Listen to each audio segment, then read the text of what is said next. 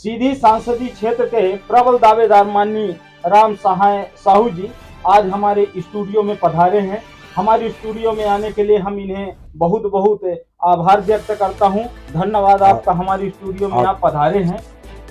माननीय राम साहू जी पहले भी कई बार सेवा दे चुके हैं और पूर्व में भी सांसदीय क्षेत्र सीधी से चुनाव लड़ चुके हैं और आज भी निर्दलीय के रूप में चुनाव लड़ने की तैयारी बना रहे हैं। और सबसे बड़ी बात इनको जिगर वाले के नाम से हम उपनाम देना चाहता हूं, क्योंकि ऐसे प्रबल दावेदार प्रथम व्यक्ति हमारे सामने आए हैं जो कि साइकिल में अपने सीधी सांसदीय क्षेत्र का पूरा भ्रमण करके और सांसदीय का चुनाव लड़ने की तैयारी बना रहे हैं।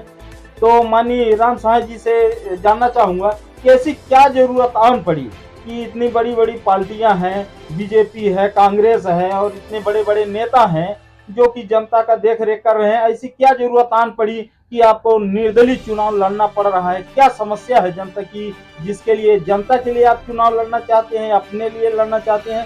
क्या बातें हैं, आप हमारे दर्शकों को बताने का कृपा करें। बहुत बहुत धन्यवाद।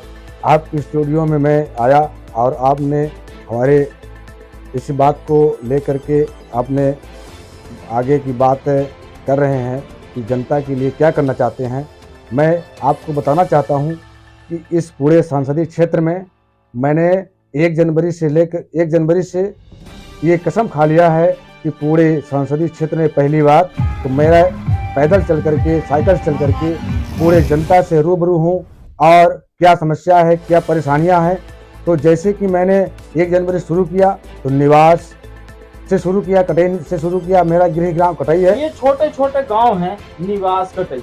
देखिए सीधी सांसदीय क्षेत्र बहुत बड़ा है जहां पर इतने बड़े बड़े धुरंधर नेता, बीजेपी से राजेश मिश्रा जी और कांग्रेस से कमलेश्वर पटेल जी जो पूर्व में मंत्री रह चुके हैं, ऐसे धुरंधर नेता जिनके पास गाड़ी वाहन सारी सुविधाएं हैं चुनाव लड़ने के लिए, लेकिन आप एक साइकिल में अपना चुनाव चिन्ह लेकर सांसदी का कैसे भ्रमण कर पाएंगे और जनता का आप आशीर्वाद कैसे प्राप्त करेंगे? देखिए, अगर जनता का विचार विमर्श बदल जाए तो कोई कितना भी खर्च करे, कोई कितना भी हेलीकॉप्टर दौड़ा ले, और ये जो बड़े बड़े पूंजीपति के लोग रहे, अब ये कुछ जाना नहीं चाहते, इसको कार बंगला चाहिए। हम तो एक किसान घर की बेटा हैं, हमें तो पूरे काम करने की आइडिया है और पूरे काम करके दिखाएंगे और पूरे लोकसभा में भ्रमण भी कर लिए हैं जो कि अभी अच्छा, आपका कहना है कि हम किसान पुत्र हैं और किसानों की समस्या और गरीबी से रूबरू हैं, जी है ना, उनका हम सहायता करेंगे। जी।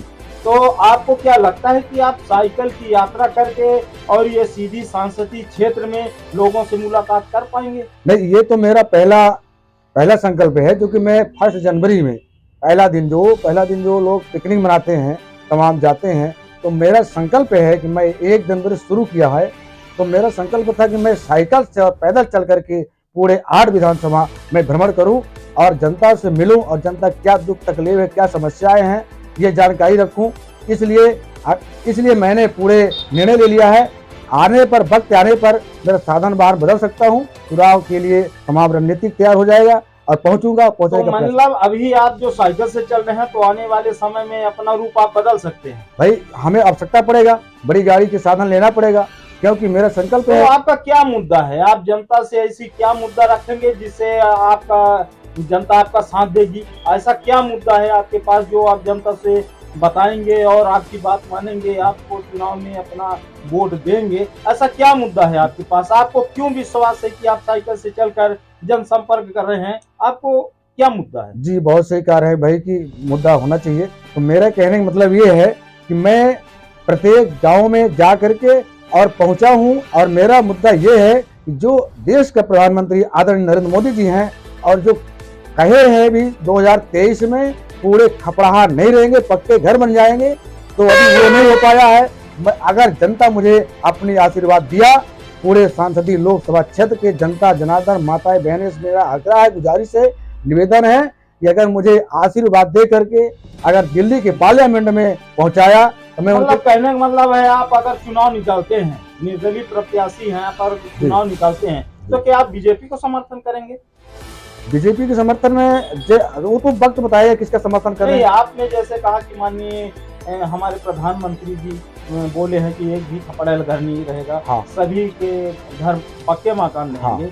तो आप उनके मार्गदर्शन में चल रहे हैं, तो क्या है, आप बीजेपी में ही आप समर्थन देंगे? समर्थन देने की बात जब आएगी तो फिर देखा जाएगा, क्योंकि अभी तो तो फिर जब आप समर्थन देंगे, आज ही आपका पक्का इरादा है, तो जनता आपका साथ क्यों देगी? उनके पास तो पहले से ऑलरेडी बीजेपी के पास धुरंधर नेता हैं, जनता आपको सपोर्ट क्यों करेगी? नहीं, बात ये है कि वो जो जितने धुरंधर चुन कर गए आज तक, तो जनता की बात को सदन में उठाए नहीं।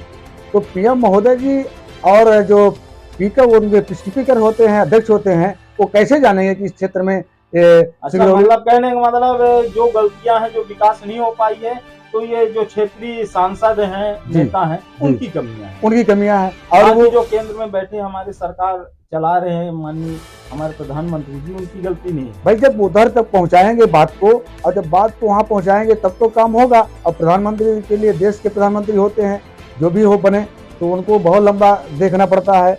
और जितने भी हमारे इधर के बने, ऐश एहराम वाले बने, एसी रूम वाले बने, कहावत है। ये तो चलिए, आप जो है तो निर्दलीय प्रत्याशी जी, तो ये जो आप बात कर रहे हैं, वो तो बीजेपी का मुद्दा है। आपने ऐसा क्या मुद्दा बनाया है कि आपको जन समर्थन मिलेगा? जन समर्थन इसलिए मिलेगा कि इस बार मेरा निर्दलीय के रूप में है, और मेरा नई पार्टी बन रही है, पूरे भारत में लड़ाऊंगा आने वाला समय के लिए। मैं उस पार्टी के लिए संरचना तैयार कर रहा हूँ, ढांचा तैयार कर रहा हूँ। सबसे बड़ी बात तो ये है, इनकी हिम्मत को हमें सम्मान करना होगा। इनकी इतनी बड़ी हिम्मत कि बड़े बड़े नेताओं, बड़े बड़े पार्टियों के सामने ये निर्दलीय चुनाव लड़े हैं, वो भी एक साइकिल में अपना चुनाव चिन्ह लगाकर चले हैं। और इनकी आत्मविश्वास है कि जनता हमको समर्थन देगी और हम जीतेंगे और अपने गांव और क्षेत्र का विकास करेंगे। इन्हें ये है कि जो